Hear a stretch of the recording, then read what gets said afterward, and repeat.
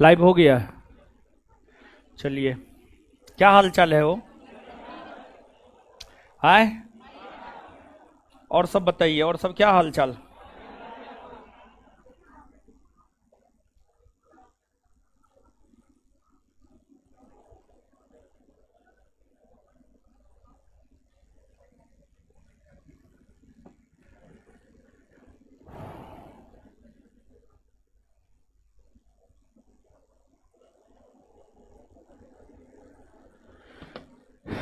चलिए,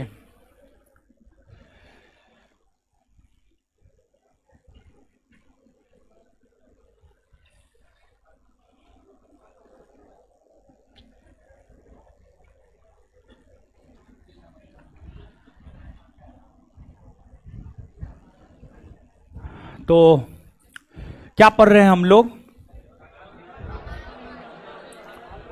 हाय, देखिए, बंगाल का गवर्नर गवर्नर जनरल पढ़ा चुके हैं, भारत का गवर्नर जनरल पढ़ा रहे हैं, भारत का गवर्नर जनरल पढ़ा रहे हैं, भारत का गवर्नर जनरल, भारत का गवर्नर जनरल। तो भारत का गवर्नर जनरल पढ़ा रहे हैं, इसे आगे बढ़ेंगे और इसे आगे देखेंगे हम लोग, इसे आगे हम लोग देखेंगे भारत के गवर्नर जनरल को। लेकिन पिछले क्लास में जो पढ़े हैं, एक दो प्रश्न पूछते हैं, आप जवाब दीजिए। सबसे पहले कौन है? राजीव कुमार, जो यहाँ क्वेश्चन भेजे हैं। राजीव कुमार, हाँ बताइए, आप ही से है क्वेश्चन। सिख धर्म के 8वें गुरु कौन बने हैं? गुरु हरकिशन, हाँ ठीक है। आगे बताइएगा, सिख धर्म का संस्थापक कौन बना है? सिख धर्म के 8वें गुरु कौन थे? गुरु हरकिशन। चेचक से किसका निधन हुआ था? इसी को कहा जाता है जो आपका क्वेश्चन है, गुरु हरकिशन को कहा जाता है जो आपका क्वेश्चन है। गुरु हरकिशन आपका उत्तर होगा। सर, जब लड़की लोग प्रवेश करती है, लड़के लोग बहुत चिल्लाते हैं अजीब तरह से। चलिए, तो स्टाफ सब नहीं रहता है जी, क्लासरूम में स्टाफ नहीं रहता है। अरे लड़की क्लास में इंटर करती है तो लड़का लोग चिल्लाता है, ये कंप्लेन आया है। स्टाफ सब नहीं रहता है क्लासरूम में। क्लासरूम में एगो दूगो स्टाफ को रखिए, कम से कम एगो स्टाफ जरूर रखिए, और जो लड़का चिल्लाता है उसको चिन्हित करवाइए। उसको सिर्फ चिन्हित करेगा स्टाफ, हम आएंगे तो इलाज हम उसका करेंगे, समझे? स्टाफ रख करके चिन्हित करवाइए तो क्या हल्ला करता है? ठीक है। क्या आप लोग, क्या ये सिनेमा हॉल है? विद्या मंदिर है जी, विद्या का मंदिर है महाराज, ठीक है। अरे पीछे से हल्ला करे, आगे से हल्ला करे, हल्ला तो करता है ना जी, आप ही में से न करता, आप ही लोग न करते होंगे। विद्या का मंदिर है महाराज, यहाँ पर सिनेमा हॉल जैसे सीटी बजाते हैं, समझ गए? तो ऐसे में ज्ञान होगा, कभी ज्ञान होगा? बताइए, नहीं होगा ज्ञान? दिक्कत है, भारी दिक्कत है, नहीं होगा ज्ञान, समझे? ये सब चिन्हित कीजिए तो देखते हैं, एक आध गो का इलाज हो जाएगा ना। उल्टा लटका के मारेंगे हम, समझे? खाली आप लोग चिन्हित करके हमको बता दीजिए, अगले क्लास में जो है बताइए हमको। चलिए, हाँ बताइए।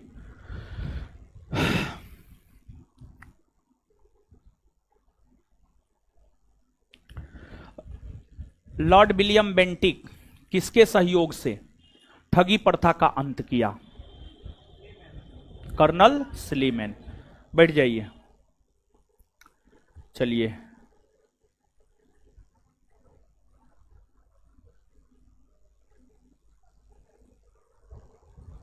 हे खड़ी होइए।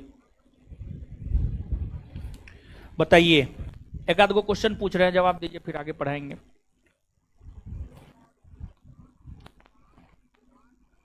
कलकत्ता में मेडिकल कॉलेज की स्थापना कौन किया? Lord William Bentinck. ठीक है, बैठ जाइए। हे रेड टी शर्ट खड़ा होइए तो। रेड टी शर्ट खड़ा होइए जी। हाँ, नहीं नहीं, इधर। हाँ हाँ, शर्ट शर्ट सही है। बताइए, इधर बताइए, इधर मुंह इधर कीजिए। आंग्ल नेपाल युद्ध कब हुआ है?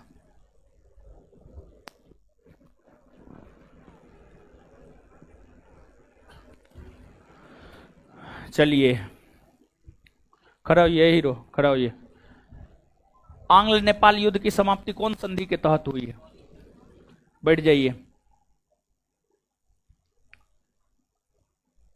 हे लड़की, है खड़ी होइए तो।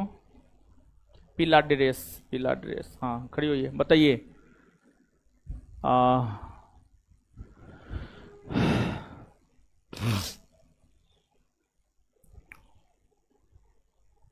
पिंडारियों का दमन किसने किया?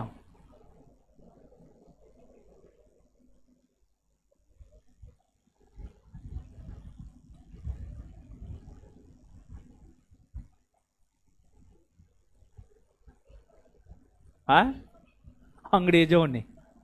वो तो ठीक है, अंग्रेजों ने किया। कौन अंग्रेज गवर्नर जनरल किया? Lord William Bentinck. पिछला क्लास किए थे पिछला क्लास। रिवीजन नहीं करते हैं, रिवीजन नहीं करते हैं। देखिए, पिछले क्लास का ना क्वेश्चन पूछ रहे हैं, तब बताइए कैसे होगा, बताइए। आए देखिए, जो पढ़ के जाते हैं ना, घर पे टाइम निकालिए थोड़ा सा, और टाइम निकाल करके पढ़े हुए चीजों का रिवीजन कीजिए और याद कीजिए। एक चीज को 5 बार बोलिए, 7 बार बोलिए, 10 बार बोलिए। जब तक याद नहीं होता तब तक बोल बोल के पढ़िए, अपने आप याद हो जाएगा। यहां से पढ़ के जाते हैं तो दोबारा कॉपी पलट के देखते हैं, पलट के देखते तो जवाब तो देवे करते। दूसरा क्वेश्चन पूछे। ठीक है, दूसरा क्वेश्चन पूछ देते हैं। प्रथम आंग्ल बर्मा युद्ध की समाप्ति कौन संधि के तहत हुआ है?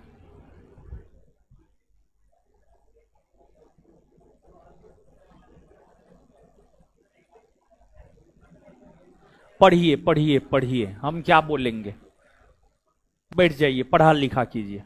ठीक है, मतलब पिछले क्लास के चीज तक को आप लोग याद नहीं रखते हैं हो, तो आगे आप हमको बताइए, आगे कैसे चलेगा जीवन हो। जीएस इतना भास्ट है, इतना लंबा चौड़ा सिलेबस है। History, polity, geography, current, physics, chemistry, biology, economics, statics, math, reasoning, current बोल दिए हैं, इतना कुछ है।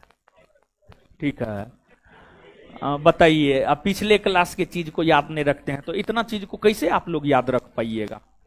है वह मारा। चलिए आइए, आप सब लोग जानते हैं, आप सब लोग जानते हैं, भारत का प्रथम गवर्नर जनरल,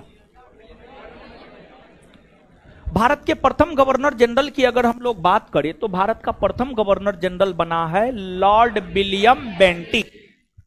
और लॉर्ड विलियम बेंटिक के बाद भारत का द्वितीय गवर्नर जनरल की अगर हम लोग बात करें तो भारत का द्वितीय गवर्नर जनरल बना है चार्ल्स मेंटकॉफ। और चार्ल्स मेंटकॉफ ने भारतीय प्रेस पर लगे सभी प्रकार के प्रतिबंधों को हटाने का काम किया, जिस वजह से चार्ल्स मेंटकॉफ को भारतीय प्रेस का मुक्तिदाता कहा जाता है। चार्ल्स मेंटकॉफ को भारतीय प्रेस का मुक्तिदाता कहा जाता है। और यहां तक हम आपको बता दिए थे, और हम आपको बोले थे कि जो है आपको अपने अपने कॉपी में लिख लेना है। लिखे हैं ना? हाँ, पहले पढ़ा देते हैं, पढ़ाने के बाद हम आपका कॉपी चेक करेंगे। और आज करंट का भी कॉपी चेक करना है, फिर इसका भी हमको कॉपी चेक करना है, समझ गए। और फिर कुटाई भी होगा सबका, चिंता नहीं करना है। तो आ जाइए, जितना मजा मारना है 1 घंटा तक मार लीजिए, 1 घंटा के बाद तो सब मजा सजा में बदलेगा। अब आइए,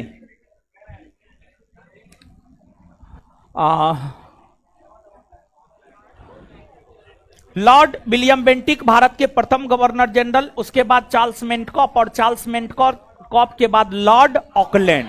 लॉर्ड ऑकलैंड, लॉर्ड ऑकलैंड। चलिए अब गुनगुनाना बंद कीजिए। लॉर्ड ऑकलैंड, इनका शासनकाल है 1836 से 1842। लॉर्ड ऑकलैंड, इनका शासनकाल 1836 से 1842। ये भारत के गवर्नर जनरल के पद पर 1836 से 1842 के बीच में रहे हैं। अब सुनिए, समझिए, देखिए, ऑकलैंड की अगर हम लोग बात करें तो ऑकलैंड के समय में ग्रैंड ट्रंक रोड का मरम्मत हुआ था। ग्रैंड ट्रंक रोड का मरम्मत हुआ था, जो ग्रैंड ट्रंक रोड कलकत्ता से दिल्ली और दिल्ली से लाहौर, कलकत्ता से दिल्ली और दिल्ली से लाहौर। ग्रैंड ट्रंक रोड की अगर आप बात करेंगे तो कलकत्ता से लेकर के दिल्ली होते हुए यह आपको पाकिस्तान के लाहौर तक फैली हुई है grand trunk road. Grand trunk road का निर्माण शेरशाह सूरी ने करवाया था। शेरशाह सूरी ने करवाया था। शेरशाह सूरी द्वारा निर्मित जो ग्रैंड ट्रंक रोड था, उसका पुनर्निर्माण अगर देखा जाए तो उसका पुनर्निर्माण आपको किसने करवाया है? तो उसका पुनर्निर्माण करवाया है आपको लॉर्ड ऑकलैंड के समय ग्रैंड ट्रंक रोड का पुनर्निर्माण हुआ है।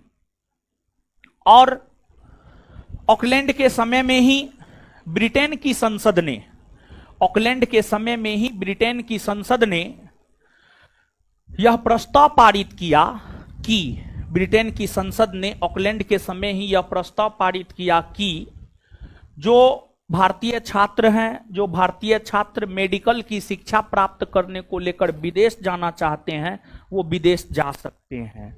तो भारत के वैसे छात्र जो मेडिकल की तैयारी विदेशों में करना चाहते हैं, उसे विदेश जाने की अनुमति लॉर्ड ऑकलैंड के समय ही मिली। लॉर्ड ऑकलैंड के समय में ही आंग्ल अफगान युद्ध, प्रथम आंग्ल अफगान युद्ध, प्रथम आंग्ल अफगान युद्ध, 3 आंग्ल अफगान युद्ध हुआ है, जिसमें प्रथम आंग्ल अफगान युद्ध की अगर हम लोग बात करें तो 1839 से 1842 के बीच में हुआ है। देखिए, जिस प्रकार अंग्रेजों ने नेपाल को जीतकर कंपनी साम्राज्य में मिलाने को लेकर आंग्ल नेपाल युद्ध लड़ा, उसी प्रकार से जो है आपको अंग्रेजों ने बर्मा को जीतने को लेकर आंग्ल बर्मा युद्ध लड़ा। उसी प्रकार से अंग्रेजों ने अफगानिस्तान को जीतकर ब्रिटिश साम्राज्य में मिलाने को लेकर आंग्ल अफगान युद्ध लड़ने का काम किया, जिसमें 3 आंग्ल अफगान युद्ध हुए हैं, जिसमें प्रथम आंग्ल अफगान युद्ध 1839 से 1842 के बीच हुए हैं।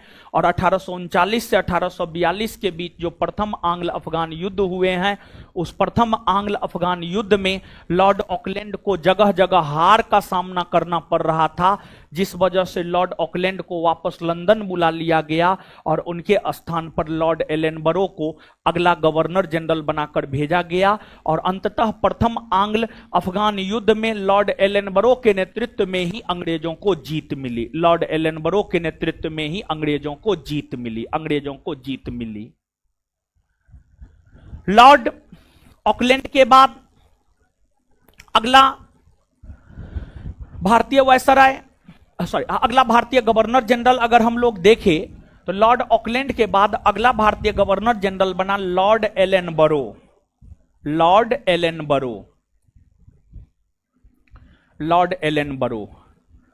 और जो लॉर्ड एलनबरो है, लॉर्ड एलनबरो की अगर हम लोग बात करें तो इनका शासनकाल है 1842 से 1844।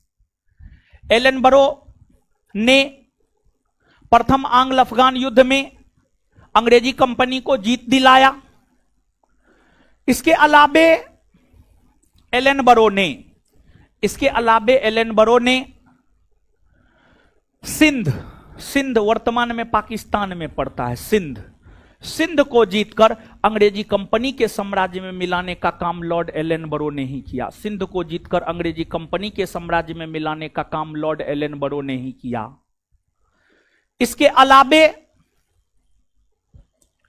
आपको एलन बरो ने ही 1843 ईस्वी में कानून बनाकर दास प्रथा का अंत किया, अब दास प्रथा की अगर हम लोग बात करें तो दास प्रथा को समाप्त किया जाएगा, इसको लेकर के घोषणा, दास प्रथा की समाप्ति को लेकर के घोषणा अगर देखा जाए तो दास प्रथा की समाप्ति को लेकर घोषणा 1833 के चार्टर एक्ट में ही किया गया था। दास प्रथा की समाप्ति को लेकर घोषणा 1833 के चार्टर एक्ट में ही किया गया था, लेकिन दास प्रथा का अंत 1833 के चार्टर एक्ट के तहत हो नहीं पाया। दास प्रथा का अंत अगर देखा जाए तो दास प्रथा का अंत एलन बरो के समय 1843 ईस्वी में हुआ। अब कहिएगा दास प्रथा क्या है, तो देखिए मानवों के क्रय विक्रय जो होते थे उसे ही दास प्रथा कहा जाता था। पहले क्या होता था, जैसे आज के डेट में वस्तु का क्रय विक्रय होता है, उसी प्रकार से जो है पहले मानवों का क्रय विक्रय होता था, पुरुषों का महिलाओं का क्रय विक्रय होता था। तो मानवों के क्रय विक्रय जिस प्रथा के तहत होते थे उसी को दास प्रथा कहा जाता था, और दास प्रथा का अंत लॉर्ड एलन बरो ने ही 1843 ईस्वी में किया। अगली बात आप देखते होंगे, हर दफ्तर में, हर ऑफिस में, प्राइवेट हो सरकारी हो, सभी दफ्तर में रविवार को छुट्टी रहता है। रविवार को छुट्टी के प्रथा की शुरुआत एलन बरो के शासनकाल से ही हुई मानी जाती है। एलन बरो के शासनकाल से ही रविवार को छुट्टी की प्रथा की शुरुआत हुई मानी जाती है। लॉर्ड एलन बरो के बाद अगला भारत का गवर्नर जनरल अगर हम लोग देखें तो लॉर्ड एलन बरो के बाद भारत का अगला गवर्नर जनरल बना लॉर्ड हार्डिंग प्रथम। लॉर्ड हार्डिंग प्रथम, और लॉर्ड हार्डिंग प्रथम की अगर हम लोग बात करें तो इनका शासनकाल है 1844 से लेकर के 1848। 1844 से लेकर 1848 लॉर्ड हार्डिंग प्रथम का शासनकाल है। अब लॉर्ड हार्डिंग प्रथम के विषय में अगर आप जानेंगे तो आपको यह पता चलेगा कि जो लॉर्ड हार्डिंग प्रथम है, लॉर्ड हार्डिंग प्रथम के समय में ही 1845-46 ईस्वी में प्रथम आंग्ल सिख युद्ध हुए थे। आप याद कीजिए, जब हम आपको पंजाब पढ़ाए थे तो पंजाब को पढ़ाने के क्रम में हम आपको आंग्ल सिख युद्ध के विषय में बताए थे। आंग्ल सिख युद्ध के विषय में हम आपको बताए थे 2 आंग्ल सिख युद्ध हुए हैं, जिसमें प्रथम आंग्ल सिख युद्ध 1845 से 46 और द्वितीय आंग्ल सिख युद्ध 1848 से 49। तो प्रथम आंग्ल सिख युद्ध 1845-46 ईस्वी में जब हुए थे, लॉर्ड हार्डिंग प्रथम ही उस समय भारत के गवर्नर जनरल पद पर आसीन थे। और अगर लॉर्ड हार्डिंग प्रथम की बात करें तो इनको इतिहास विशेष तौर पर याद इसलिए करता है क्योंकि इन्होंने नरबलि प्रथा का अंत किया है, क्योंकि इन्होंने नरबलि प्रथा का अंत किया है। नरबलि प्रथा विशेष तौर पर अगर आप देखेंगे तो ओडिशा राज्य में एक जनजाति रहती है। ओडिशा राज्य की जनजाति का नाम है खोंड जनजाति। ओडिशा राज्य के खोंड जनजाति में विशेष तौर पर नरबलि प्रथा का प्रचलन था। ओडिशा राज्य के खोंड जनजाति में विशेष तौर पर जो है आपको नरबलि प्रथा का प्रचलन था, और नरबलि प्रथा का अंत लॉर्ड हार्डिंग प्रथम ने किया। अब सवाल यह उठता है कि नरबलि प्रथा क्या है। देखिए, आदिवासी समुदाय के लोग, कई आदिवासी समुदाय के लोग, कई जनजाति समुदाय के लोग अपने देवी देवता को खुश करने के लिए सुंदर, विद्वान और स्वस्थ मानव का बलि देने का काम किया करता था। तो ओडिशा का जो खोंड जनजाति था, ओडिशा के खोंड जनजाति में इस प्रथा प्रचलन में था कि इस जनजाति के लोग अपने देवी देवता को खुश करने के लिए सुंदर, विद्वान और स्वस्थ मानव की बलि दिया करता था। इसी को नरबलि प्रथा कहा जाता था, इसी को नरबलि प्रथा कहा जाता था। जैसे आप देखे होंगे, आप सुने होंगे कि देवी देवता को खुश करने के लिए जो है बकरी का बलि दिया जाता है, फिर जो है आपको हाँ जो भी बकरी का बलि दिया जाता है, अन्य जानवरों का बलि दिया जाता है, भैंसा का बलि दिया जाता है, अन्य जानवरों का बलि दिया जाता है। उसी प्रकार से जो है आपको खोंड जनजाति के लोग मानव का बलि दिया करता था, मानव का बलि दिया करता था। वो भी जो सुंदर मानव था, जो स्वस्थ मानव था और जो विद्वान मानव था, उसका बलि जो है देने का काम खोंड जनजाति के लोग किया करते थे। इसी को नरबलि प्रथा कहा जाता था। इस नरबलि प्रथा का अंत लॉर्ड हार्डिंग प्रथम ने किया। लॉर्ड हार्डिंग प्रथम के बाद जो अगला भारत का गवर्नर जनरल बना है उसका नाम है आपको लॉर्ड डलहौजी। जो अगला गवर्नर जनरल बना है उसका नाम है Lord Dalhousie. Lord Dalhousie, Lord Dalhousie की अगर हम लोग बात करें तो लॉर्ड डलहौजी का शासनकाल है 1848 से 1856। तो लॉर्ड डलहौजी के विषय में हम लोग जानेंगे विस्तार पूर्वक, लेकिन उससे पहले जो अभी बताए हैं, जो बताए हैं उसको पढ़िए, उससे संबंधित चीज याद करवा देते हैं, फिर आगे बढ़ेंगे। पढ़िए जल्दी।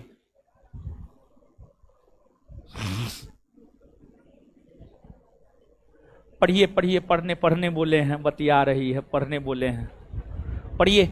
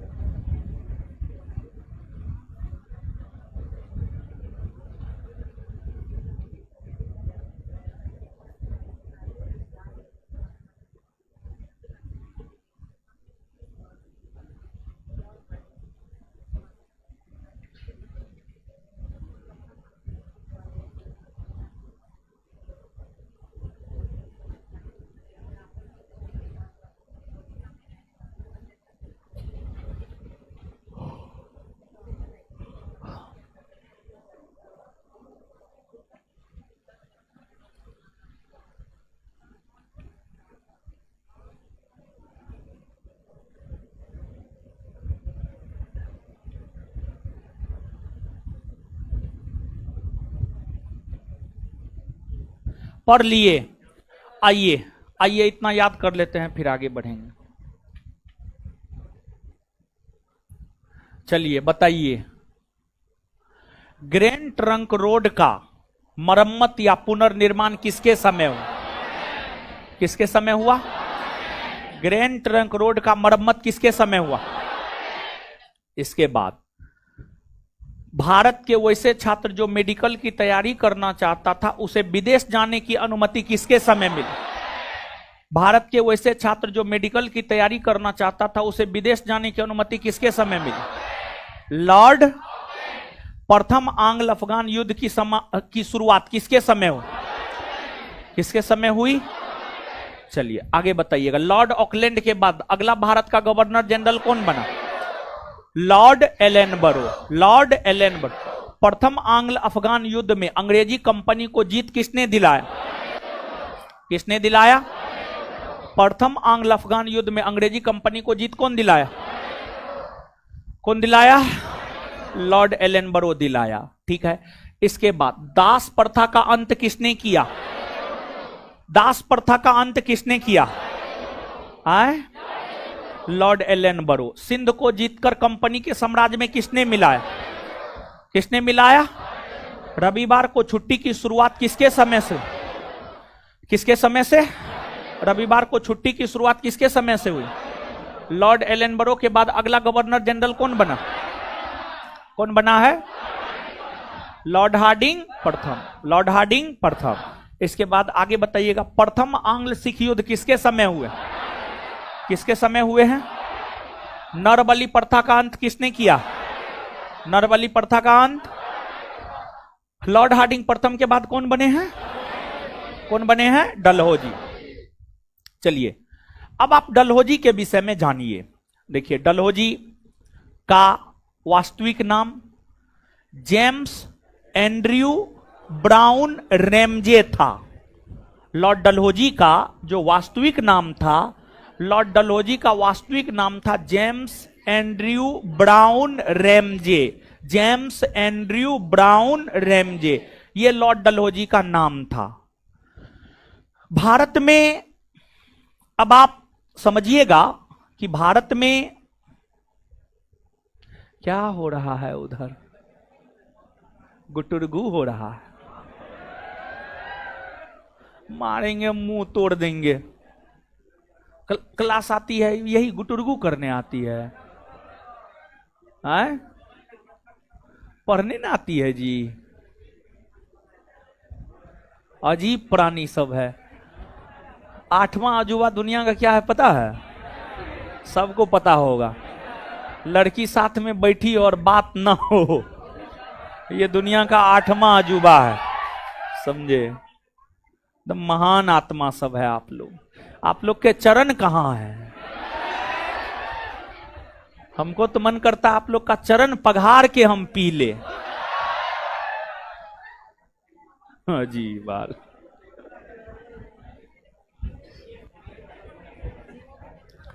चलिए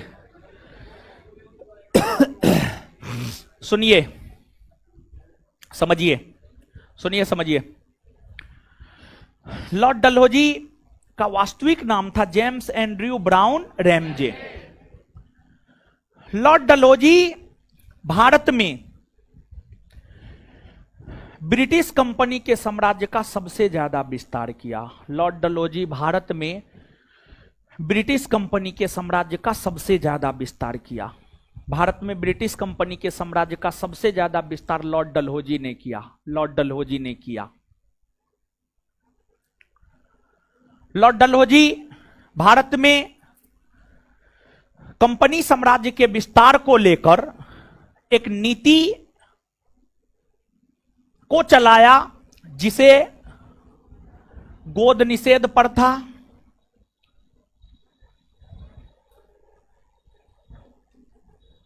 या राजहड़प नीति,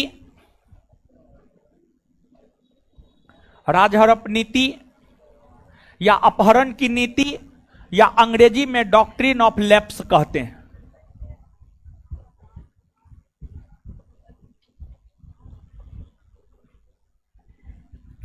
या अंग्रेजी में डॉक्ट्रिन ऑफ लैप्स कहते हैं। क्या है ये राज हड़प नीति या गोद निषेध प्रथा या डॉक्ट्रिन ऑफ लैप्स या अपहरण की नीति? इसको हम लोग समझते हैं क्या है ये। इसको हम लोग थोड़ा सा समझने का प्रयास करते हैं। इसको हम लोग समझने का प्रयास करते हैं। देखिए,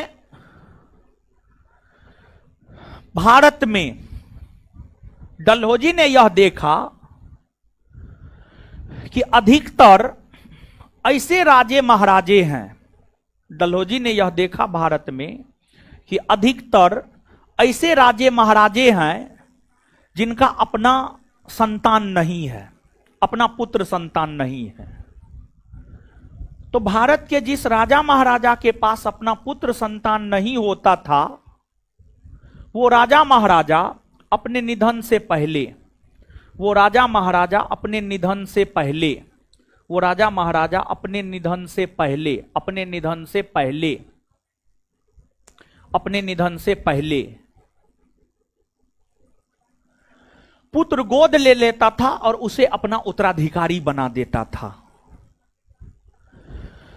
तो डलहौजी ने यह घोषणा किया कि भारत के देशी रियासतों के वैसे राजे महाराजे जिनका अपना पुत्र नहीं है, वो पुत्र गोद नहीं लेगा, वो पुत्र गोद नहीं लेगा, बल्कि उनके निधन होने के बाद वो राज्य ब्रिटिश कंपनी के साम्राज्य में मिला लिया जाएगा। ब्रिटिश कंपनी के साम्राज्य में वो राज्य मिला लिया जाएगा। मतलब भारत के वैसे राजे महाराजे जिनका अपना पुत्र संतान नहीं था, उन्हें पुत्र गोद लेने का जो अधिकार था उस पुत्र गोद लेने के अधिकार पर निषेध अर्थात रोक लगाने का काम लॉर्ड डलहौजी ने किया। और लॉर्ड डलहौजी ने पुत्र गोद लेने, भारतीय देशी रियासत के राजा महाराजाओं के पुत्र गोद लेने की प्रथा पर रोक लगाया और कहा कि राजा महाराजा के निधन होने के बाद वह राज्य कंपनी के साम्राज्य में मिला दिया जाएगा। इसे ही गोद निषेध प्रथा या इसे ही राजहड़प नीति कहते हैं। और राजहड़प नीति या गोद निषेध प्रथा के तहत ही लॉर्ड डलहौजी ने भारत में ब्रिटिश कंपनी के साम्राज्य का विस्तार किया। सबसे ज्यादा ब्रिटिश कंपनी के साम्राज्य का विस्तार लॉर्ड डलहौजी ने ही किया है और लॉर्ड डलहौजी ने जो है गोद निषेध प्रथा के तहत ही किया है। गोद निषेध प्रथा के अंतर्गत भारत के तमाम देशी रियासत को कई वर्गों में बांटा गया था। अधीनस्थ देशी रियासत और भी कई सारे देशी रियासतों का गठन किया गया था। खैर उन चीजों से बहुत ज्यादा लेना देना आपको नहीं है, लेकिन हां एक बात ध्यान में रखना है कि लॉर्ड डलहौजी की प्रसिद्धि के यूं तो अनेकों कारण है, लेकिन लॉर्ड डलहौजी के प्रसिद्धि के अनेकों कारणों में एक महत्वपूर्ण कारण है आपको गोद निषेध प्रथा।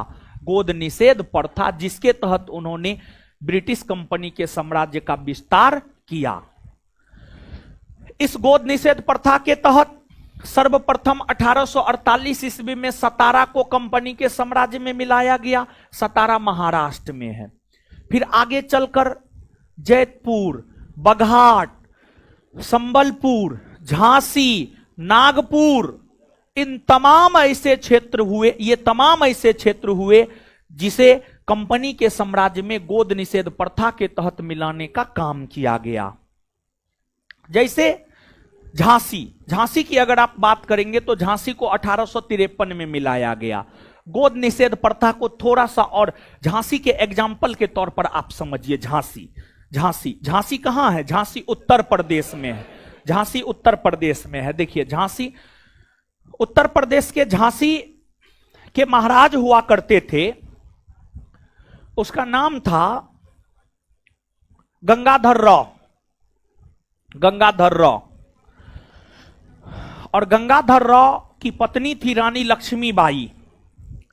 गंगाधर राव को अपना संतान नहीं था। जब गंगाधर राव का निधन हो गया तो उसकी पत्नी रानी लक्ष्मीबाई ने दामोदर राव को पुत्र के तौर पर गोद ली और दामोदर राव को झांसी का महाराज रानी लक्ष्मीबाई ने घोषित की। लेकिन अंग्रेजी कंपनी ने दामोदर राव को झांसी का महाराज मानने से इनकार कर दिया, क्योंकि वो पुत्र गोद लिया गया था, वो महारानी लक्ष्मीबाई का अपना पुत्र नहीं था और झांसी के महाराज गंगाधर राव का अपना पुत्र नहीं था, बल्कि दामोदर राव जो है गोद लिया गया पुत्र था। इसी वजह से अंग्रेजी कंपनी ने दामोदर राव को झांसी का महाराज नहीं माना और झांसी को 1853 ईस्वी में गोद निषेध प्रथा के तहत जीतकर ब्रिटिश साम्राज्य में मिलाने का काम किया गया। आशा करते हैं अब आपको गोद निषेध प्रथा और भी स्पष्ट हुआ होगा। हुआ ना स्पष्ट? चलिए ठीक है। इसके बाद गोद निषेध प्रथा का दुरुपयोग भी, गोद निषेध प्रथा की अगर हम लोग बात करें तो गोद निषेध प्रथा का दुरुपयोग भी जो है आपको अंग्रेजी कंपनी के द्वारा किया गया। अंग्रेजी कंपनी के द्वारा गोद निषेध प्रथा का दुरुपयोग भी किया गया। कैसे अंग्रेजी कंपनी के द्वारा गोद निषेध प्रथा का दुरुपयोग किया गया? कैसे अंग्रेजी कंपनी के द्वारा गोद निषेध प्रथा का दुरुपयोग किया गया? राजस्थान का एक देशी रियासत था करौली राजस्थान का एक देशी रियासत था, उसे जबरन गोद निषेध प्रथा के तहत मिला लिया गया। लेकिन बोर्ड ऑफ कंट्रोलर ने स्वीकृति देने से इनकार कर दिया। भारत में जब ब्रिटिश कंपनी का शासन था, तो कंपनी के शासन के दौरान लंदन में दो संस्था थी, एक बोर्ड ऑफ डायरेक्टर और एक बोर्ड ऑफ कंट्रोलर। यही दोनों संस्था भारत में शासन प्रशासन को देखा करती थी। बोर्ड ऑफ डायरेक्टर कंपनी के व्यापारिक मामला को देखा करता था और बोर्ड ऑफ कंट्रोलर कंपनी के राजनीतिक मामला को देखा करता था। जब राजस्थान के करौली को गोद निषेध प्रथा के तहत 1855 में मिलाया गया, तो इसे बोर्ड ऑफ कंट्रोलर ने स्वीकृति देने से मना कर दिया। बोर्ड ऑफ कंट्रोलर ने इसे स्वीकृति देने से मना कर दिया। देखिए, लॉर्ड डलहौजी हर संभव यह प्रयास किया कि अधिक से अधिक देशी रियासतों का कंपनी के साम्राज्य में विलय गोद निषेध प्रथा के तहत करे, और अधिक से अधिक क्षेत्रों का विलय गोद निषेध प्रथा के तहत ही लॉर्ड डलहौजी ने कंपनी के साम्राज्य में किया। और जो क्षेत्र जिस क्षेत्र पर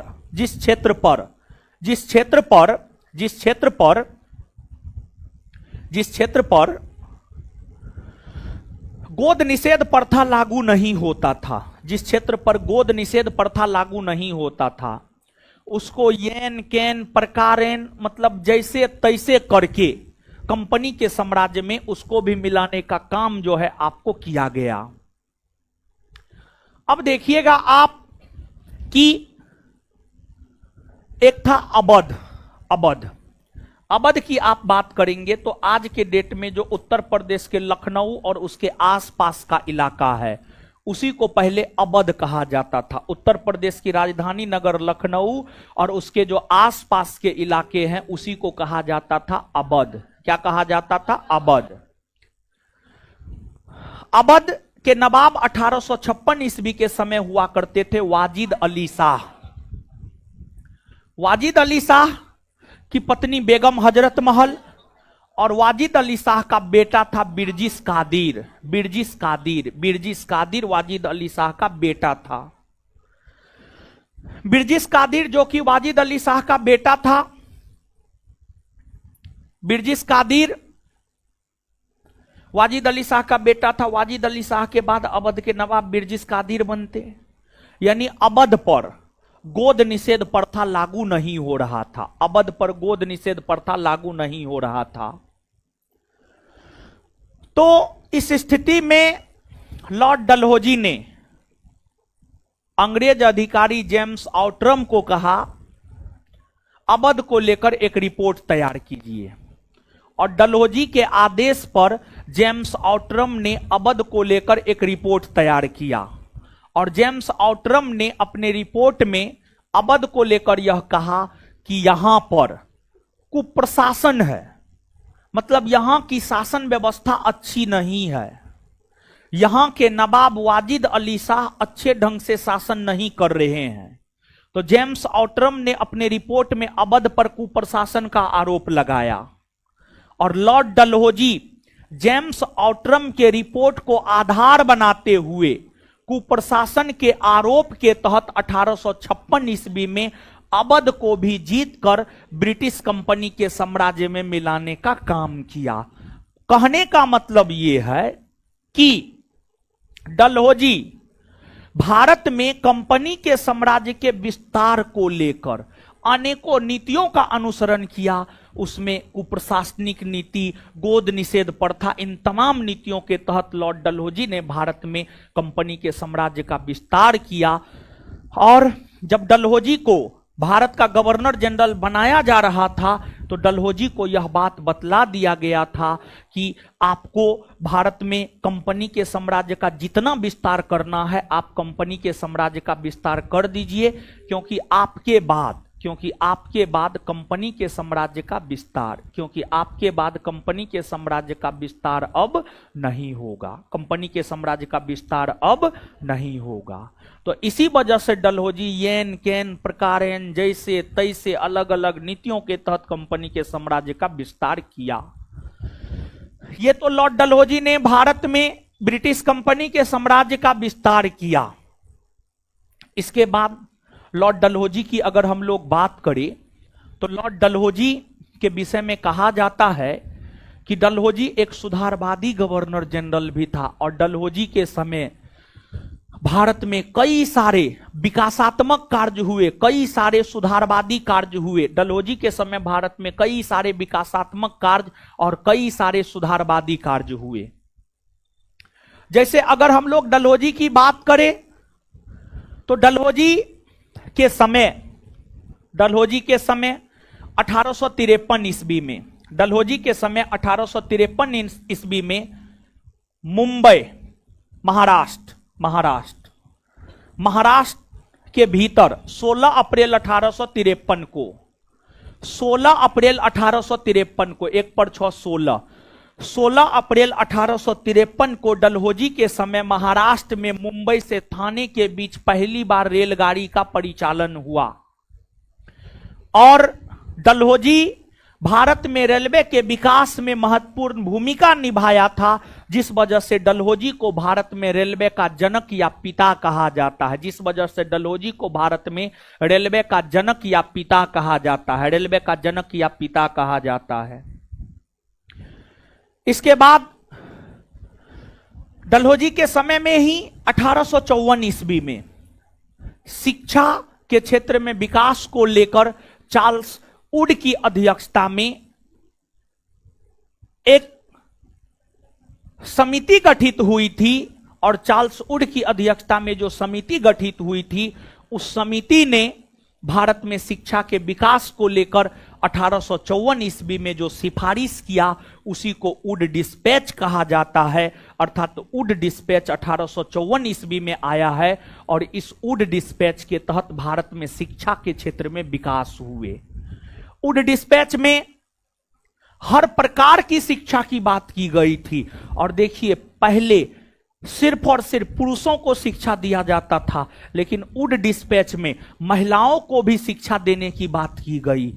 पहले सिर्फ अंग्रेजी भाषा में शिक्षा दिया जाता था, लेकिन वुड डिस्पैच ने यह सिफारिश किया अंग्रेजी भाषा के साथ साथ भारतीय भाषा में भी शिक्षा दी जानी चाहिए। फिर आपको पहले सिर्फ सरकारी शिक्षा की व्यवस्था थी, लेकिन वुड डिस्पैच ने सरकारी शिक्षा के साथ साथ प्राइवेट शिक्षा की भी बात करी। कहने का मतलब यह हुआ कि शिक्षा के क्षेत्र में एक आमूलचूल परिवर्तन वुड डिस्पैच से हुआ है, जिस वजह से वुड डिस्पैच को भारतीय शिक्षा के क्षेत्र में मैग्ना कार्टा माना जाता है। भारतीय शिक्षा के क्षेत्र में मैग्ना कार्टा माना जाता है। इसके अलावे लॉर्ड डलहौजी की अगर हम लोग बात करें तो लॉर्ड डलहौजी के समय कई सारे युद्ध हुए। जैसे लॉर्ड डलहौजी के समय 1848-49 ईस्वी में द्वितीय आंग्ल सिख युद्ध हुआ। और लॉर्ड डलहौजी के समय जब 1848-49 ईस्वी में द्वितीय आंग्ल सिख युद्ध हुआ, तो इस द्वितीय आंग्ल सिख युद्ध के माध्यम से लॉर्ड डलहौजी के नेतृत्व में सिखों की सेना को अंग्रेजी सेना ने पराजित किया और 1849 ईस्वी में पंजाब को जीतकर ब्रिटिश कंपनी के साम्राज्य में भी मिलाने का काम लॉर्ड डलहौजी ने ही किया। तो लॉर्ड डलहौजी के समय में ही 1849 ईस्वी में पंजाब को जीतकर भी कंपनी साम्राज्य में मिलाने का काम लॉर्ड डलहौजी के द्वारा किए गए। इसके अलावे लॉर्ड डलहौजी के समय में ही द्वितीय आंग्ल बर्मा युद्ध 1851-52 ईस्वी में हुआ। 1851-52 ईस्वी में द्वितीय आंग्ल बर्मा युद्ध लॉर्ड डलहौजी के समय में ही हुआ। और इस द्वितीय आंग्ल बर्मा युद्ध के माध्यम से बर्मा का जो निचला हिस्सा है, इसे जीतकर कंपनी के साम्राज्य में लॉर्ड डलहौजी के समय में ही मिला लिया गया। और लॉर्ड डलहौजी के समय का जो ब्रिटिश भारत था, उसकी राजधानी कोलकाता थी, लेकिन लॉर्ड डलहौजी ने अपनी ग्रीष्मकालीन राजधानी शिमला को बनाने का काम किया। शिमला को लॉर्ड डलहौजी ने अपनी ग्रीष्मकालीन राजधानी बनाने का काम किया। ये लॉर्ड डलहौजी के विषय में हुए। अब लॉर्ड डलहौजी के विषय में आप पढ़िए, फिर याद करवा देंगे, फिर आगे बढ़ेंगे।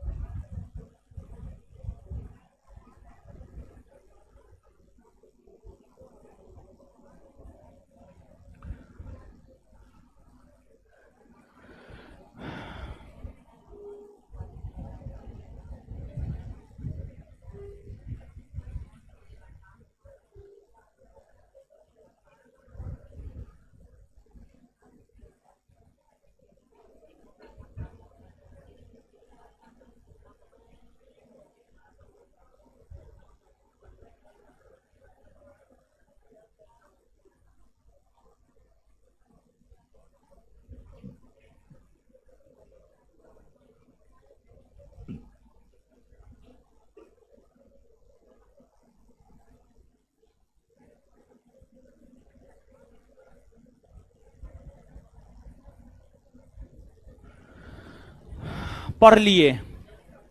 आइए बताइए हीरो सब, आइए। लॉर्ड डलहौजी का वास्तविक नाम क्या था? लॉर्ड डलहौजी का वास्तविक नाम क्या था? लॉर्ड डलहौजी का वास्तविक नाम क्या था? क्लियर है? इसके बाद आगे बता। पंजाब को जीतकर कंपनी के साम्राज्य में किसने मिलाया? है? पंजाब को जीतकर कंपनी के साम्राज्य में किसने मिलाया? द्वितीय आंग्ल बर्मा युद्ध किसके समय हुए? कब हुए हैं? 1848। द्वितीय आंग्ल बर्मा युद्ध कब हुए हैं? द्वितीय आंग्ल बर्मा युद्ध 1851-52। द्वितीय आंग्ल बर्मा युद्ध कब हुए? द्वितीय आंग्ल बर्मा युद्ध कब हुए? डलहौजी ने पंजाब को जीतकर कंपनी के साम्राज्य में कब मिलाया? 1800। डलहौजी ने पंजाब को जीतकर कंपनी के साम्राज्य में कब मिलाया? कब मिलाया? 1849। इसके बाद भारत में कंपनी के साम्राज्य का सबसे ज्यादा विस्तार किसने किया? है? भारत में कंपनी के साम्राज्य का सबसे ज्यादा विस्तार किसने किया? किसने किया? लॉर्ड डलहौजी ने किया। लॉर्ड डलहौजी ने किया। चलिए ठीक है। इसके बाद आगे बतलाइएगा। इसके बाद आगे बतलाइएगा कि लॉर्ड डलहौजी ने भारत में कंपनी के साम्राज्य के विस्तार को लेकर कौन सा नीति अपनाया? गोद निषेध प्रथा या राजहड़प नीति। लॉर्ड डलहौजी ने भारत में ब्रिटिश कंपनी के साम्राज्य के विस्तार हेतु कौन सा नीति अपनाया? कौन सा नीति? कौन सा नीति? गोद निषेध प्रथा या राज अपहरण की नीति या राजहड़प नीति। राजहड़प नीति, अपहरण की नीति या गोद निषेध प्रथा से किसका संबंध है? किसका संबंध है? गोद निषेध प्रथा का सर्वप्रथम शिकार कौन बना है? कौन बना है? महाराष्ट्र का सतारा। महाराष्ट्र का गोद निषेध प्रथा का सर्वप्रथम शिकार कौन बना है? महाराष्ट्र का सतारा बना है। और महाराष्ट्र का सतारा गोद निषेध प्रथा का शिकार कब बना है? 1800। महाराष्ट्र का सतारा गोद निषेध प्रथा का शिकार कब बना है? 1848। 1800। चलिए, जैतपुर और संभलपुर कब शिकार बना है? 1800। बघाट 1850। बघाट 1800। झांसी 1853। झांसी। नागपुर 1854। नागपुर 1854। तो एक बार फिर से, सतारा गोद निषेध प्रथा का शिकार कब बना? सतारा गोद निषेध प्रथा का शिकार जैतपुर और संभलपुर। जैतपुर और संभलपुर। बघाट, बघाट, झांसी, नागपुर। क्लियर है? और कौन ऐसा देशी रियासत था जिसे गोद निषेध प्रथा के तहत मिलाया गया लेकिन बोर्ड ऑफ कंट्रोलर ने स्वीकृति देने से इनकार कर दिया?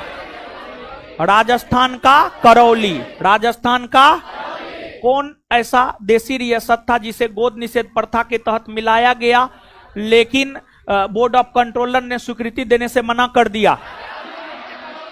चलिए, अवध को जीतकर कंपनी के साम्राज्य में विलय किसने किया?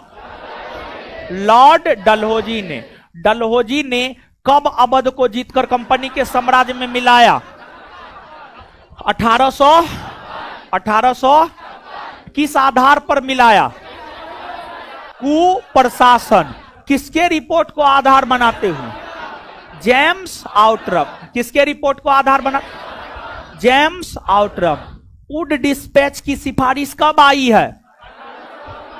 1854। वुड डिस्पैच की सिफारिश कब आई है? वुड डिस्पैच की सिफारिश कब आई है? 1800। वुड डिस्पैच की सिफारिश कब आई है? भारत में शिक्षा के क्षेत्र में मैग्ना कार्टा किसे माना जाता है? Wood dispatch.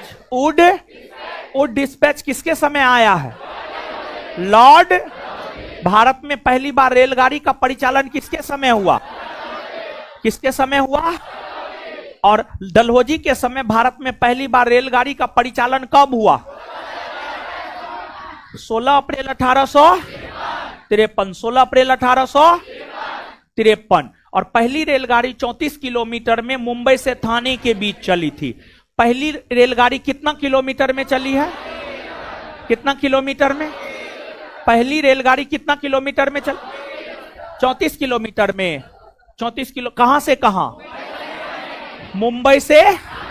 और पहली बार रेलगाड़ी का परिचालन 16 अप्रैल को हुआ था।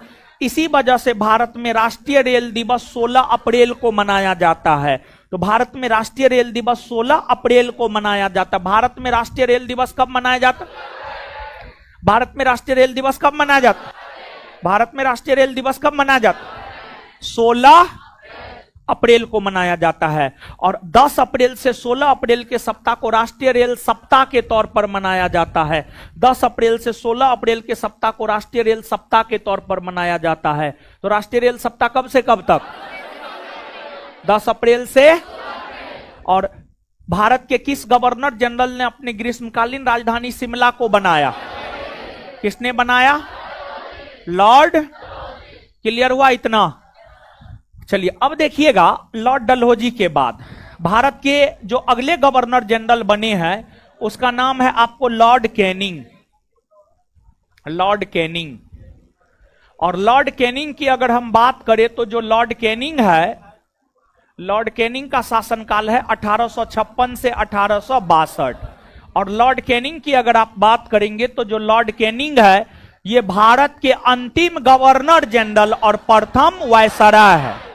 बताए हैं ना हो, हम आपको बताए थे जब ये चैप्टर शुरू किए थे तो हम आपको बताए थे कि लॉर्ड कैनिंग के शासनकाल के समय 1858 ईस्वी में एक अधिनियम आया जिसे 1858 का भारत परिषद अधिनियम कहा जाता है। और जो 1858 का भारत परिषद अधिनियम है, 1858 के भारत परिषद अधिनियम के तहत ही 1858 के भारत परिषद अधिनियम के तहत ही भारत के गवर्नर जनरल का पदनाम बदलकर कर दिया गया भारत का वायसराय।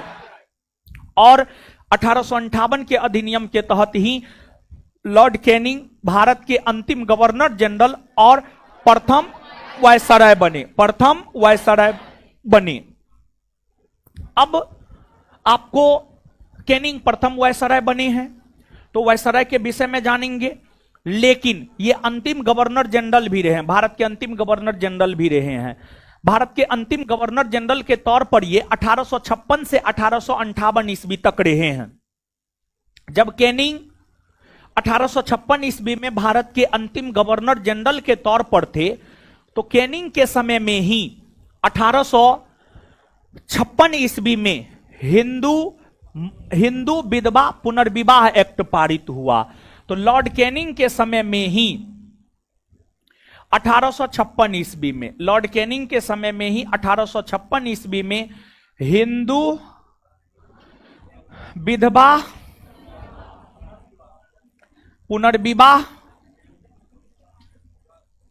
पुनर्विवाह एक्ट पारित हुआ। लॉर्ड कैनिंग के समय में ही 1856 ईस्वी में हिंदू विधवा पुनर्विवाह एक्ट पारित हुआ। लॉर्ड कैनिंग के समय में ही 1856 ईस्वी में हिंदू विधवा पुनर्विवाह एक्ट पारित हुआ। और इस एक्ट को पारित करवाने में ईश्वर चंद्र विद्यासागर का योगदान था और ईश्वर चंद्र विद्यासागर के वजह से ही लॉर्ड कैनिंग ने इस एक्ट को पारित किया। अब ये एक्ट क्या है इसको थोड़ा सा आप समझिए। देखिए ध्यान दीजिएगा। हिंदू धर्म में आज भी महिला हो या पुरुष सबको सिर्फ एक विवाह करने का अधिकार है। हिंदू धर्म में महिला हो या पुरुष सबको एक विवाह करने का अधिकार है। लेकिन अगर आप इस्लाम धर्म की बात करेंगे, इस्लाम धर्म में 4 विवाह या कुछ स्रोत कहता है 7 विवाह, 7 विवाह भी लोग कर सकता है, समझे। तो देखिए हिंदू धर्म में महिला हो या पुरुष सभी को एक विवाह करने का अधिकार था। तो हुआ क्या था, पहले कम उम्र में विवाह हो जाता था। पहले कम उम्र में विवाह हो जाता था, मतलब 8 बरस, 10 बरस के, 12 बरस के उम्र में विवाह हो जाता था। तो इससे होता यह था कि लड़का हो या लड़की, दोनों का शारीरिक शोषण, मानसिक शोषण होता था, जिस वजह से काफी कम उम्र में लोग मर भी जाते थे। तो मान लिया जाए कोई लड़की है, उसके पति मर गए, तो पति के मरने के बाद जो है वो लड़की या वो महिला विधवा हो जाती थी। और हमारा समाज विधवा स्त्री को एक्सेप्ट नहीं करता है। जैसे समाज में देखते होंगे, सामान्य तौर पर कहा जाता है जब किसी अच्छे काम के लिए निकलेंगे तो विधवा का मुंह देख करके नहीं निकलेंगे। समझ गए? हमारे समाज में ऐसा है, ये हमारे समाज की कड़वी सच्चाई है ना? है। अब लोग शिक्षित हो गए हैं, तो अब लोग को पता है कि ये सब कुछ न है, लेकिन फिर भी हमारे समाज में अभी भी थोड़ा बहुत है। हाँ, गांव में है, विशेष तौर पर। हाँ, गांव में है। सुनिए, अब तो हिंदू धर्म की महिला जब विधवा हो जाती थी तो उसे ना उसका घर वाला एक्सेप्ट करता था, ना ससुराल वाला एक्सेप्ट करता था। तो उस विधवा महिला का स्थिति बड़ी दयनीय हो जाता था। उस विधवा महिला का स्थिति बड़ी दयनीय हो जाता था। तो विधवा महिलाओं को फिर से विवाह करने का अधिकार मिल सके, ताकि विधवाओं की स्थिति में सुधार किया जा सके। इसको लेकर के ईश्वर चंद्र विद्यासागर ने आंदोलन चलाया और ईश्वर चंद्र विद्यासागर ने हिंदू धर्म की विधवा महिलाओं को फिर से विवाह करने का अधिकार दिलाने को लेकर यह एक्ट पारित करवाया। और फिर हिंदू धर्म की विधवा महिलाओं को दोबारा विवाह करने का या दूसरा विवाह करने का अधिकार मिल गया। और कोई भी लोग, हम हो या आप, कोई भी जल्दी विधवा से विवाह नहीं करना चाहता है। तो कानून तो बन गया, लेकिन कोई विधवा से विवाह नहीं करना चाहता था। इस वजह से ईश्वर चंद्र विद्यासागर अपने पुत्र का विवाह विधवा औरत से करवाया। अपने पुत्र का विवाह विधवा औरत से ईश्वर चंद्र विद्यासागर करवाए। और ईश्वर चंद्र विद्यासागर के इस काम से लोग प्रेरित हुए और फिर धीरे धीरे लोग विधवा स्त्री से भी जो है आपको विवाह करना शुरू किया। इसके बाद लॉर्ड कैनिंग के समय 1857 ईस्वी में 1857 का सिपाही विद्रोह हुआ। 1857 का सिपाही विद्रोह हुआ। और इसके अलावे वुड डिस्पैच जो 1854 में आया था, वुड डिस्पैच में यह भी कहा गया था कि जैसे ब्रिटेन में लंदन विश्वविद्यालय है, लंदन विश्वविद्यालय के तर्ज पर भारत में भी विश्वविद्यालय का गठन किया जाना चाहिए। यह सिफारिश किया था वुड डिस्पैच ने। वुड डिस्पैच ने यह सिफारिश किया था कि जिस प्रकार से लंदन में विश्वविद्यालय का गठन हुआ है, लंदन विश्वविद्यालय का, उसी तर्ज पर जो है भारत में भी विश्वविद्यालय का गठन होना चाहिए।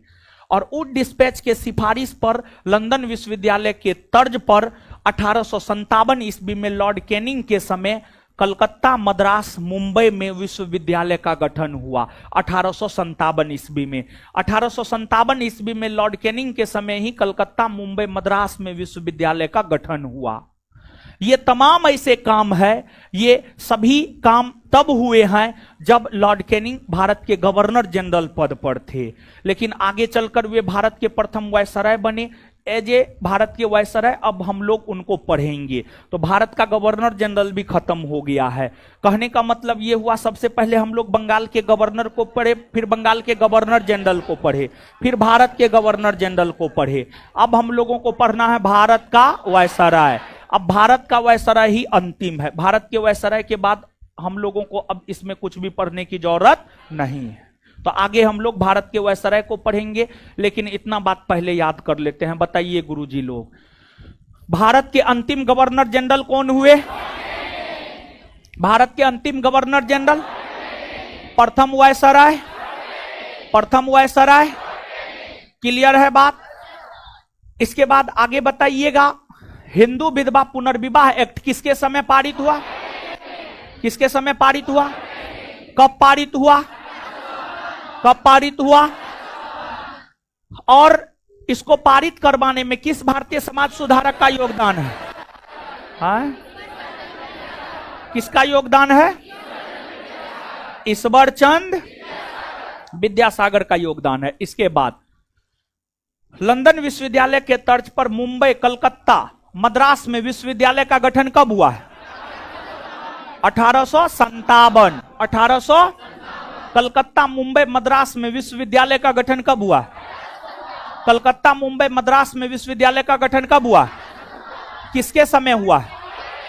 किसके समय हुआ? लॉर्ड कैनिंग के समय। 1857 की क्रांति किसके समय हुआ? किसके समय हुआ? लॉर्ड। इतना बात क्लियर है? चलिए ठीक है।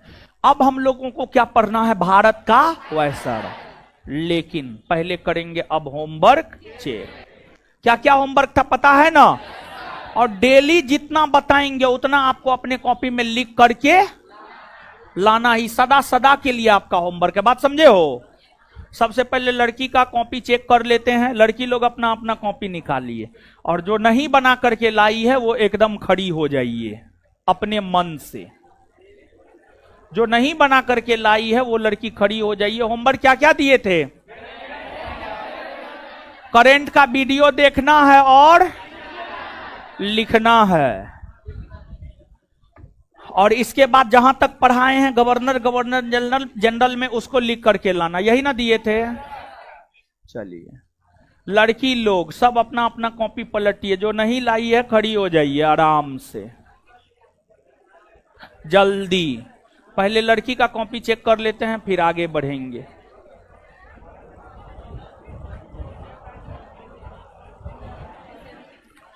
अपने मन से खड़ी हो जाइए, नहीं तो हम आएंगे तो हम अगर चेक करके खड़ी किए तो हम ज्यादा कूटेंगे।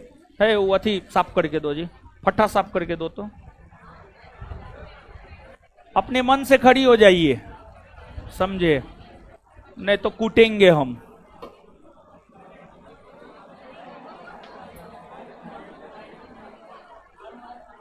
चलिए करेंट कहाँ है? पलटिए कॉपी। पूरा लिखी है जी? पूरा लिखी है ना? छूटा हुआ है का है? पूरा लिखी है ना जी? हे अब्सेंट थे, काहे अब्सेंट रहते? कौन चीज का एग्जाम था? कहाँ है? एडमिट कार्ड दिखाइए। एडमिट कार्ड दिखाइए। मोबाइल में एडमिट है? हैं?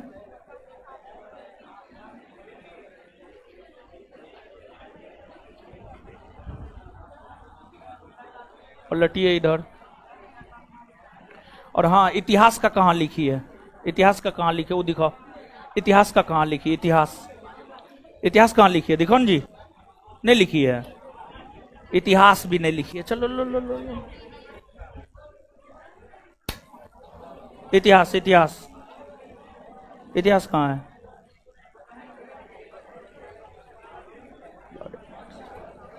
कहाँ है इतिहास? आगे पलटो। आगे बेले जली के बाद वहां तक तो हम ही लिखाए थे, उसके बाद आगे कहाँ लिखी है? लीजिए लो। इतिहास कहाँ है? करेंट इतिहास दोनों का कॉपी निकालो।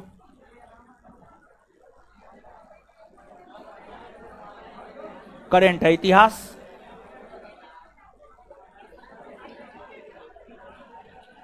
हाँ इतिहास क्या है? वो करेंट है। इतिहास, इतिहास कहाँ है आपका? है नहीं आए थे तो हम क्या करें? हाँ नहीं नहीं नहीं नहीं, वो सब बहाना। क्या है वो? करेंट है। इतिहास है। करेंट हाँ, इतिहास करेंट दोनों का कॉपी दिखाइए। हाँ करेंट है, इतिहास है। हाँ कहाँ है? लीजिए लीजिए लीजिए न, हो मार खाइए ना। दिखाइए कॉपी, दिखा। पहला क्लास करेंट इतिहास दोनों का कॉपी। हाँ ठीक। करेंट,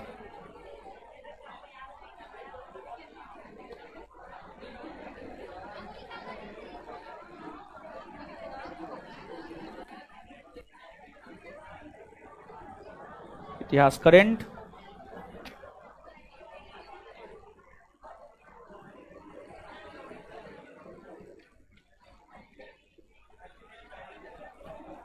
इतिहास दिखाइए,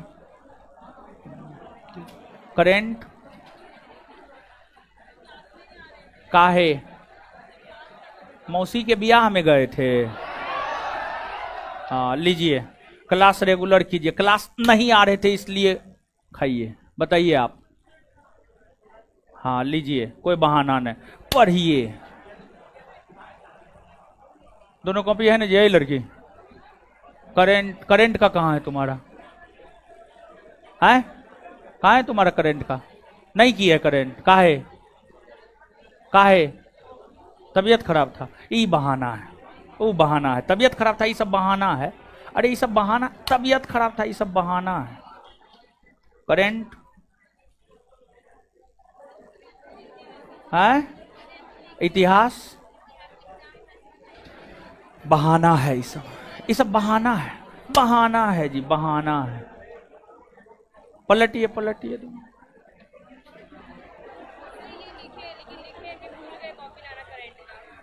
माँ कसम बोलिए, हम लिखे हैं करेंट।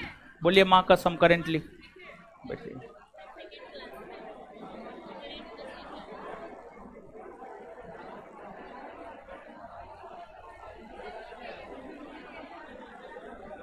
हाँ इतिहास है, करेंट लीजिए लीजिए न हो। चलिए दिखाइए, कॉपी दिखाइए दोनों। हाँ क्या काहे? तब मार खाइए ना, आगे से कॉपी लेके आइएगा तब। ठीक है लीजिए लीजिए लीजिए। अरे ये जरूरी है, हो इसके बिना कुछ होता है? कुछ नहीं होता है। इतिहास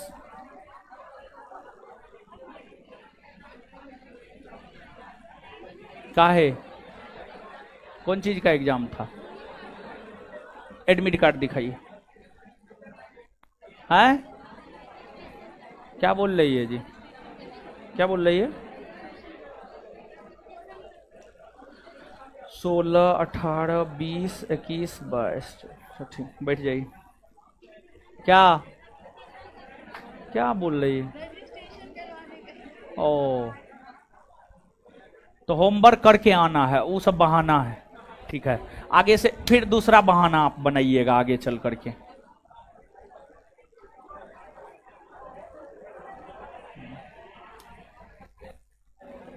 कहाँ है? क्या है वो? इतिहास है, करेंट है, इतिहास क्या?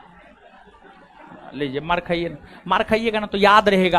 अरे थोड़ा सा इज्जतों पे तो पड़ेगा। यहाँ क्लास में मार खाए थे, इतिहास तब ना पढ़िएगा आप लोग। करेंट, इतिहास। चलिए क्या है? करेंट, इतिहास,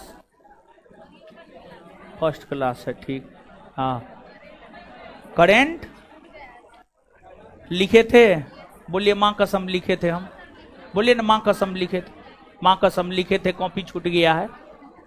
बैठिए।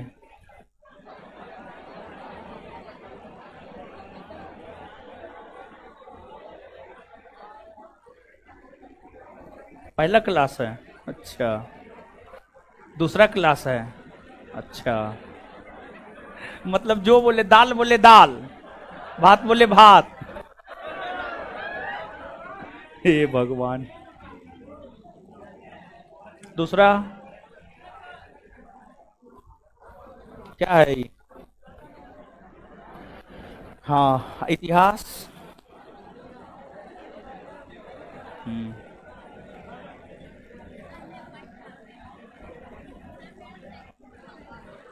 हाँ आप बोलिए, आपका चौथा क्लास है? हैं? काहे नहीं लाए? नहीं आए थे? काहे? कौन चीज का परीक्षा है? क्या ये सब बहाना है, ये सब बहाना है। ठीक है,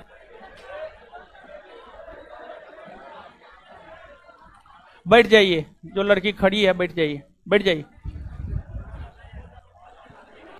चलिए सुनिए, हल्ला मत कीजिए, हल्ला मत कीजिए। अब सुनिए, कल लड़का का कॉपी चेक करेंगे।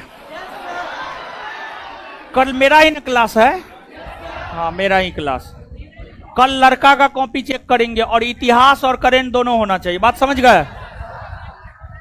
हाँ, और हाँ सुन लीजिए, कल से बिहार पुलिस का एग्जाम गाइडेंस प्रोग्राम रात में 7:30 से 9:30 शुरू होने जा रहा है, इसी सेंटर पर, इसी क्लासरूम में। समझ गए? तो जो भी बिहार पुलिस का फॉर्म भरे हैं, परीक्षा दीजिएगा, वो अपना आ जाइएगा। ठीक है, मिलते हैं अगले क्लास में, हमको निकलने दीजिए, तब आप लोग निकलिएगा। धन्यवाद सभी लोगों का।